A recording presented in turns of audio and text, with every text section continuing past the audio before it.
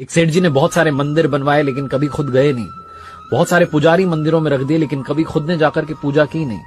एक दिन उन्हें पैसों का संकट आन पड़ा। उनको 100 करोड़ रुपयों की आवश्यकता थी। बिना देरी के मंदिर के लिए भागे और सुबह सुबह उनको बोहनी की आदत थी। उन्हें लगा कि कोई और आकर के प्रभु का मन खराब ना कर दें, तो जाकर के मंदिर के वहां खड़े हो गए।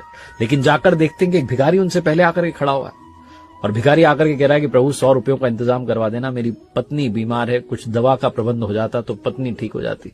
सेठ जी का दिमाग खराब हो गया कि आकर के ईश्वर का मन खराब कर रहा है सुबह सुबह 100 रुपयों के लिए। बिना देरी के जेब से निकाल करके 100 रुपए भिखारी को दिए और कहा चलो निकलो।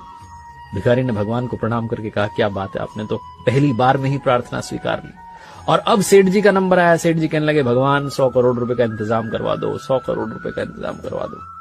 प्रभु मूर्ति में से प्रकट हुए और कहने लगे कि एक भिखारी से तो तूने मेरा पीछा छुड़वा दिया, लेकिन तुझसे पीछा छुड़वाने के लिए मुझे तुझसे भी बड़ा भिखारी ढूंढना पड़ेगा जो तुझे आकर के 100 करोड़ रुपए दे दे।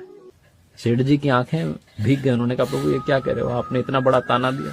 भगवान ने कहा और क्या, तू हमेशा मांगने ही तो आता है, कभी मिलने नहीं आया।